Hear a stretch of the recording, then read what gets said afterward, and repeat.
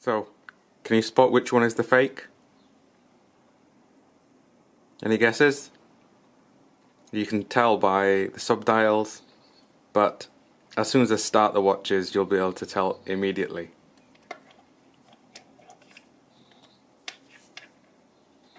Watch the second hand.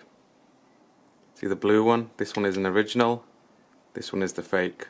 You see the tick? This is a quartz fake, and this is a Breitling original Navi timer. Now if you look at the two compared, they look very similar, and to the layman it's very easy to be fooled. Now this watch was sent to me by one of my subscribers. He bought this off eBay. Now this is a warning to anybody who's going to be buying a watch off eBay. There are so many fakes out there, and a lot of them being sold on eBay. Now eBay have tried to cut down on all the fakes being sold there, but this guy got duped, and it's very hard to tell with photographs. Now this cost him $3,000. And now I did say to him, look, you should have done your research, you should have checked it all out. But he looked at the pictures, and he looked at some pictures online. Now the majority of people, they can't really tell the difference. Now here we've got a Navi timer from the same year. So there's my original, that's the Navi timer, and that's the fake. Now if you look at them all together, they do look very similar. But you need to do a lot of research. If you're going to buy a watch off eBay, you've got to be very careful. Now, because it's pictures, you can't really tell that it's quartz because you can see it's ticking. That's an immediate giveaway that it's a fake, because Breitling didn't make quartz Navi timers. And also, the way the subdials are, is the second hand is at the bottom. Now this should run the 775 movement. Now compare that again with my original. You can see the second hand is at the top. I need to wind it because I haven't worn it for such a long time. Let's get it going. There we go. So the sub dial with the second on the original is at the 9 o'clock position. On the fake it's at 6 o'clock. And also you can see it's ticking. Original, it swoops because it's an automatic. And this one doesn't have the hour indicators. I think that's hours, I'm not sure. It must be. Yeah. And you see the way it went round. Now the back of the watch is quite well made. Now look at the back of it. It's got all the almost correct engraving. Now that's quite shallow. Actually, I think, yeah, it's still got the plastic on there. So the guy bought it, and he suddenly realised it's a fake. And this is literally how I got it. I haven't done anything with it. When he told me, I was like, dude, you've been conned. Now I look at the original. You see it's much more deeply engraved. You can actually feel it. And there, you can see the difference. It's very shallow. And it comes on the bracelet as well, and the bracelet is quite well made as well. It's easily fooled. Now I don't know if this would be interchangeable with mine. I don't particularly want to be trying a fake bracelet on one of my watches and possibly damage my lugs by trying to get this onto there. But I did say to the guy after I made the video, I'll send the watch back to you, and he says, listen, it's no good to me. He's tried to get his money back from eBay. Now a lot of people, they feel a bit secure buying watches from eBay because they think, oh well, they have this money back guarantee and you're covered by PayPal and all this other stuff. Actually, I've just noticed the spring bars just come out.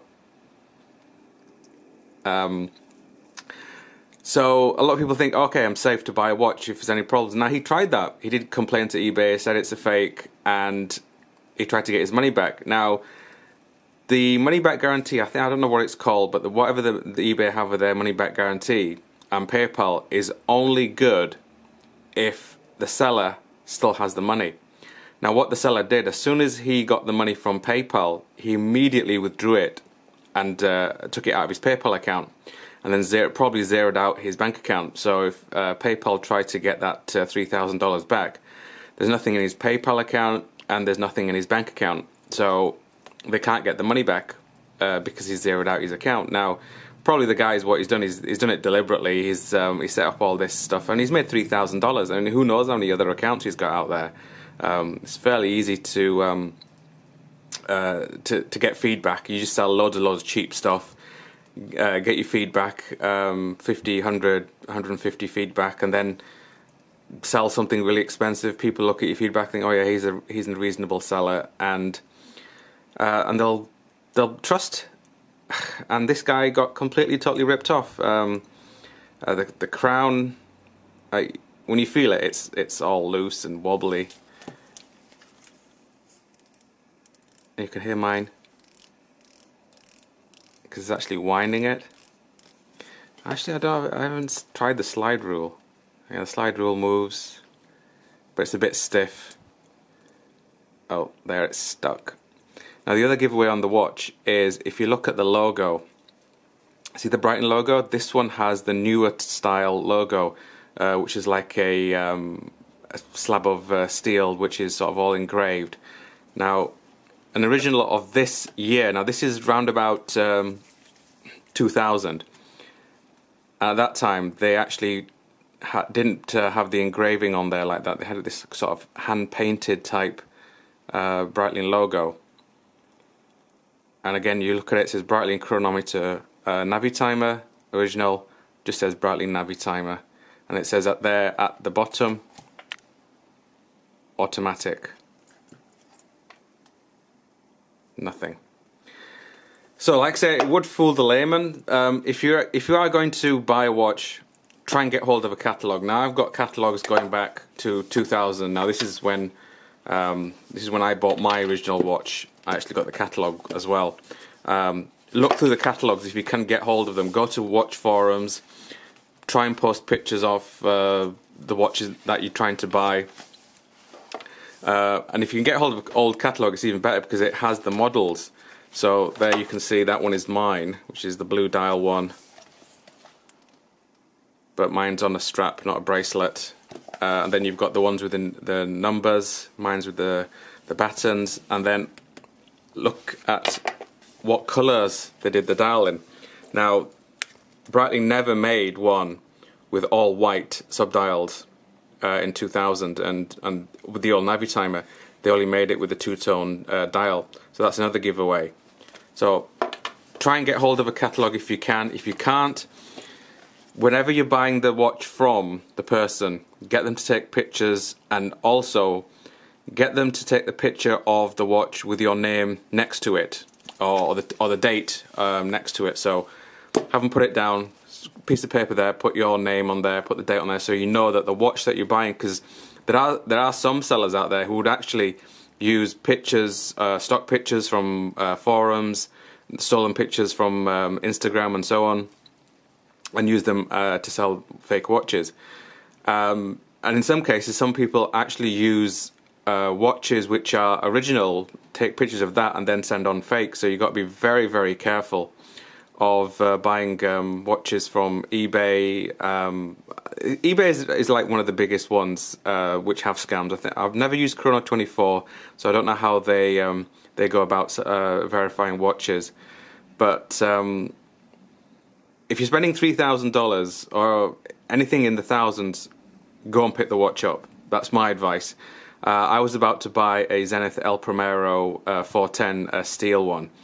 And the reason I didn't buy it is because I couldn't go and pick it up. Not because the buyer wasn't willing for me to come pick it up, I just wasn't available to go at that time to pick it up. And now if I'm spending, the watch was just over $4,000, I am not going to send anybody $4,000 and hope for them to send me the watch and hope for the watch is going to be original. I'm going to go to wherever it is. I mean, this was actually in Greece and I'm in England. I'm quite happy to jump on a flight. It's like 200, dollars to catch a flight to Greece, and it'd be a nice little holiday as well. I'd stay a few days, so I get a holiday and pick up my watch and make sure it's all verified. So be very careful. And also, other ways you can is meet somebody at a dealer. Now, most dealers, if get to know your dealers, they'd be probably more than quite happy for them to verify before you pass over any money. And some of them may not be, but you just got to get to know them. I'm quite lucky with my dealers. I've known them for a long time. So, a warning to anyone buying a watch off eBay. This is what can happen. You can lose $3,000 all in one go, and you end up with a fake watch when you think you're getting an original. So be careful. If anyone has any questions, if they're buying a watch and they need some sort of help, I'll be more than happy to help you. I'll leave my email at the bottom. Just if you need any advice, reach out to other people as well. There's loads of forums out there. Get as much help as you possibly can. You don't want to be ripped off. So be careful and just do your research. Thanks for watching.